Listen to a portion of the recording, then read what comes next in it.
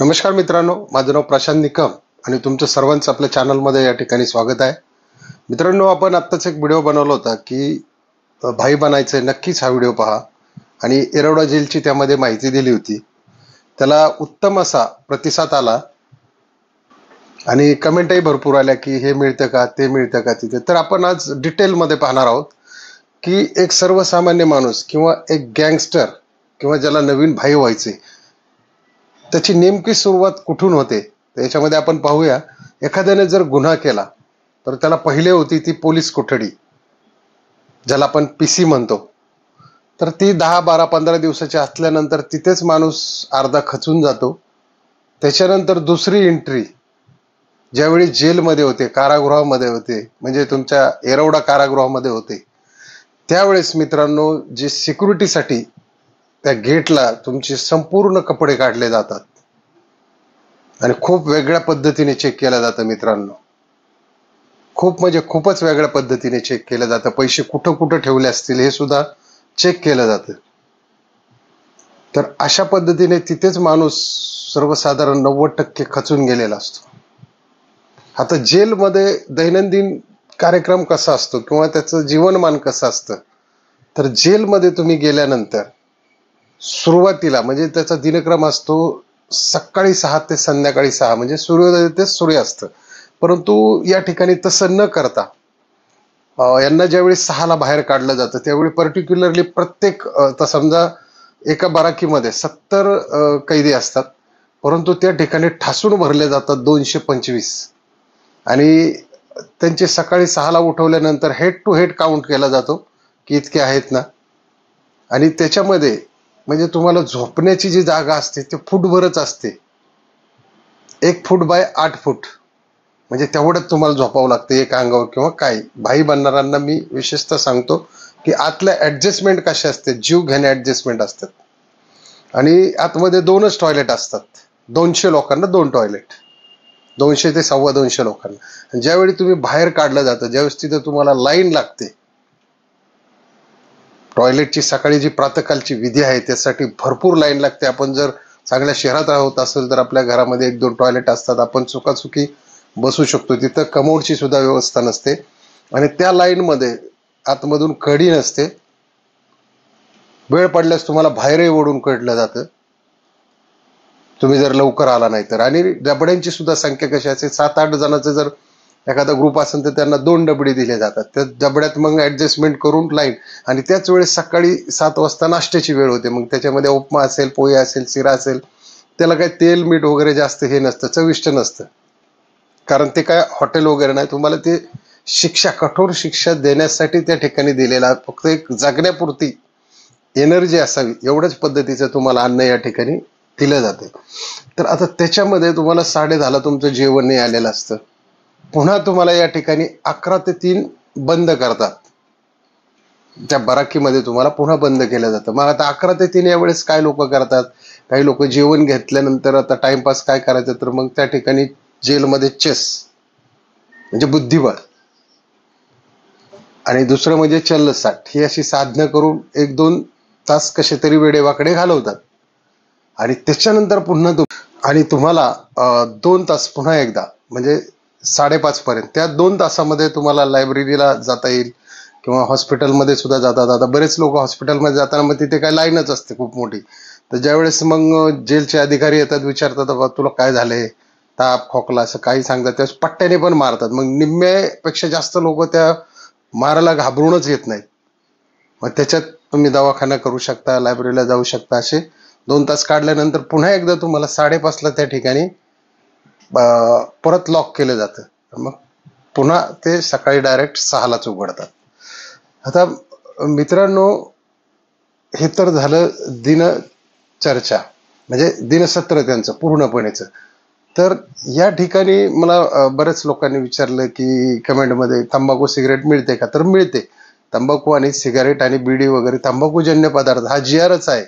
फक्त भारतामध्ये महाराष्ट्रातल्या जेलमध्ये तंबाखू सिगारेट वगैरे मिळते, बाकीच्या ठिकाणी मिळत नाही. आता ज्यांच्या मनी ऑर्डर्स येतात ते लोक हे सहजासहजी खरेदी करू शकतात, परंतु ज्यांना काहीच येत नाही कुठून, अशा लोकांना मित्रांनो त्या ठिकाणी कुणाकडून जर एक तंबाखूचा विडा घेतला तर ते लोक थुकत नाहीत, तीच तंबाखू ठेवून वाळून अशी 4-5 वेळा खातात.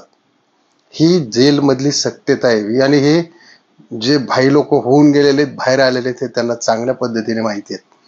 ह्याच्यातले जवळजवळ 80-90% गुन्हेगार ही गुन्हेगारी सोडून देतात एकदा तिकडची वारी झाली की. म्हणजे या पद्धतीने एवढी हॅरेसमेंट तिथे भोगावी लागते. तुम्ही बाहेर काय सहजच बाहेरचं जीवन म्हणजे खूप वेगळं असतं आणि आतमध्ये कशा पद्धतीने असतं. आता ते तुम्हाला जर तिथे काय करतात, बऱ्याच वेळात मोकळ्या वेळात सोडल्यानंतर ते पारे वगैरे मारतात, रात्रीचा आतमध्ये कुठंतरी थोडीशी शेकोटे पिटून त्याच्यावर शिजून ते खातात वगैरे असे प्रकार करतात. भरपूर कैदी असे हे जे डोकं चालवून शक्कल अक्कल चालवून ह्या गोष्टी करतात. पण मित्रांनो हे करण्याची गरजच नाही. अन्नाला मोहताज होतं तिथे. प्रत्येक गोष्टीला त्रास होतो आणि प्रत्येक गोष्टीला हॅरेसमेंट दिली जाते, झोपण्यापासून उठण्यापासून खाण्यापासून सगळ्याच गोष्टीची. आणि याच्यामध्ये तुमच्या सकाळी सकाळी एक 9 वाजता वकिलांच्या मुलाखती असतात, ज्यांचे वकील द्यायचे वगैरे असतात ते सकाळी 9लाच डॉट तिथे येतात. त्यानंतर दिवसभरामध्ये सकाळी 200-300 मुलाखती होतात नातेवाईकांच्या, संध्याकाळी 200-300 नातेवाईकांच्या मुलाखत होतात. पहिल्याच बसून व्हायच्या अशा, म्हणजे सेम टू सेम. मी माझा एक किस्सा सांगतो. माझ्या मित्राला मी ज्यावेळेस भेटायला गेलो होतो तर सबजेलला या ठिकाणी समोरासमोर असं कोण काय बोलते काहीच कळत नव्हतं. समोरासमोर असे बसवायचे, पुढे एक लाईट कैद्यांची आणि अलीकडे एक नातेवाईकांची. तर ते काय बोलतात काहीच कळत नव्हतं. आत्ता कशी सिस्टीम केलेली, आत्ता काय केलेलं की इकडे एक काच आहे आणि इकडे एक काच आहे, 10 मिनिटं तुम्ही फोनवर बोलू शकता, फक्त बघू शकता. म्हणजे पहा, भाई बनायला गेलेल्यांसाठी जे लोक नवीनच एखादा 302 असा प्रकार करतात जातात, त्यावेळी त्यांची लहान मुलं बायको यांना बाहेर खूप यातना होतात मित्रांनो. यांच्याकडे पाहण्याचा दृष्टिकोन लोकांचा वेगळा होतो. मग असं जीवन जगण्यापेक्षा ते नको. आणि बरेच म्हणजे नवनवीन भाई तयार होणारे, जजमेंट फेल तर एरवडा जेल, हे करू ते करू डांगडिंग करू. परंतु तिथे गेल्यानंतर पूर्ण जिरती, रोज रडतो माणूस. सुरुवातीचे 8-10-15 दिवस फक्त रडारडीच चालू असते. बाहेरचं जीवन आणि यातलं जीवन खूप मोठा फरक आहे याच्यामध्ये मित्रांनो. याच्यामध्ये तुम्हाला ट्रॅक पॅन्ट पण आतमध्ये अलाउ केली जात नाही, कारण काही लोक फाशी घेतील म्हणून ती पण तुम्हाला अलाउ केली जात नाही. त्याच्यानंतर तुम्ही जर तुम्हाला पत्र पाठवायचे तर तुम्ही 2च पत्र पाठवू शकता. आठवड्याला वगैरे 2 पत्र तुम्ही पाठवू शकता. बाहेरून तुम्हाला किती येऊ शकतील आणि तोही मजकूर वाचला जातो. जर महाराष्ट्रात असेल, मराठी भाषा असेल तर तो वाचला जातो आणि आक्षेपार्ह असेल तर ती पत्र तिथंच फाडून टाकलं जातं. समजा एखादा बाहेरचा कैदी कर्नाटकातला आहे, त्याने जर पत्र लिहिलं ते तिथं जागेवरतीच बाहेर गेटला फाडून टाकलं जातं, कारण ती भाषा कळत नाही. मग तिथे बाकीचे पण मार्ग असतात, चिठ्ठी पोचवणे, हे ते बऱ्याच गोष्टी. आता इलिगल गोष्टी पण घडतातच. आता आपण पाहतोच की सर्रास मोबाईल सुद्धा सापडतात. मोबाईलचे रेट असं मी एका ठिकाणी ऐकलं होतं की 50,000 रुपये रेट आहे तिथे मोबाईल आतमध्ये पोचवायचा. म्हणजे बरीच सिस्टम त्या ठिकाणी हे. आणि दुसरी गोष्ट, तिथं जर मारामारी झाली आतमध्ये तर कुठेही कंप्लेंट होत नाही. सगळ्या त्यातल्या पोत्यात घेऊन फायबरच्या काठ्याने 7-8 जण तुडवतात. म्हणजे एक तर पहिले आतली मारामारीवरून जेल प्रशासनात अधिकाऱ्यांचा भरपूर मार खावा लागतो या ठिकाणी. मग असं जीवन जगायचंय का भाईंना? अशात भाई व्हायचंय का? 2 गल्लीतले 4-8 पोरं 10 पोरं आपल्याला जर भाई म्हणत असतील आणि आपल्याला जर जगायचं असेल आतमध्ये जाऊन असं, तर हे जीवन नाही मित्रांनो. हे खरोखर जीवन नाहीये. आणि सर्वात महत्वाची गोष्ट की दरवर्षी जेलमध्ये जवळजवळ तंबाखूजन्य दर महिन्याला तंबाखूजन्य जे हे आहेत गोष्टी, त्याचा जवळजवळ 7 कोटीचा टर्नओव्हर आहे. तुम्ही विचार करा, त्यात सिगारेट किती ओढल्या जातात, बिड्या किती ओढल्या जातात, तंबाखूच्या पुड्या किती घेतल्या जातात. हे भरपूर भयानक जीवन आहे. आणि त्यातल्या त्यात जर मित्रांनो शासकीय सुट्ट्या आल्या, ज्या बाहेर शासकीय सुट्ट्या म्हणतो ना आपण, की सुट्ट्या जोडून आल्या, चला फिरायला एन्जॉय करायला, पण तिथे मात्र कायद्यांना ही आत्महत्येसारखी शिक्षा आहे. 17 तास डांबून ठेवलं जातं. ते जे 11 ते 3 आहे ना, त्यांना 2लाच डांबून ठेवलं जातं. संध्याकाळी पण सोडलं जात नाही, जेवण येतं फक्त जेवण करून 17-17 तास कोंडावं लागतं. म्हणजे जेलची बाहेरची जर गव्हर्नमेंटची सुट्टी आली तर त्या ठिकाणी मात्र कैद्यांचे खूप हाल होतात. दुसरी गोष्ट, संडेला सुद्धा हाच प्रकार होतो त्या ठिकाणी. कारण पहिले काय व्हायचं की ज्यावेळेस इंग्रजांच्या काळात ख्रिश्चन लोक बरेच याच्यामध्ये अधिकारी होते, त्यावेळेस ते संडेला प्रेला जायचे, त्यावेळेस ते लवकर लवकर उरकायचे. म्हणून तीच तीच प्रवृत्ती अजूनपर्यंत चालू आहे त्या ठिकाणी. म्हणजे एवढं भयानक रित्या तुम्हाला जीवन त्या ठिकाणी काढावं लागतं मित्रांनो. अजून एक तुम्हाला महत्वाचा मुद्दा सांगायचा आहे मला. आपण तुम्ही गाड्यांवरती नंबर पाहत असताल 302, 307. म्हणजे हा एक काय आहे की मर्डर आणि हाफ मर्डर. आणि 304, 304 आणि 302 हे जे गुन्हे आहेत ते सारखेच आहेत. म्हणजे कशाचे? मर्डरचे गुन्हे आहेत. परंतु 302 म्हणजे काय की एक हेतू ठेवून की मला याला मारायचंच आहे, त्यात त्याला जन्मठेप लागते. परंतु दुसरा जो आहे 304, म्हणजे तुम्ही एखाद्या मॉलमध्ये गेला किंवा कुठे गेला एखाद्या ठिकाणी, तिथं तुमची अचानक भांडणं झाली आणि तुम्ही काहीतरी त्याच्या डोक्यात घातलं किंवा त्याला ढकललं, पडला, तो मेला, तर त्या गुन्ह्यात तुमचं इंटेन्शन नसतं की त्याला मारायचंय म्हणून. ते अनफॉर्च्युनेटली झालेलं असतं, म्हणजे दुर्दैवाने झालेली असती घटना. तर त्याच्यामध्ये 3 ते 10 वर्षाच्या आतली शिक्षा आहे की कशा पद्धतीचं स्वरूप बघून ती शिक्षा दिली जाते. हा एक महत्वाची गोष्ट आहे. आणि या गुन्ह्यात बरीच लोक अडकलेली असतात, तर ती सुटतात, 3 ते 10 वर्षाच्या आतमध्ये सुटतात. पण हे जे भाईगिरी बनणार आहेत हे काय करतात की मला ह्याला मारायचंच आहे, मला त्याला मारायचंच आहे.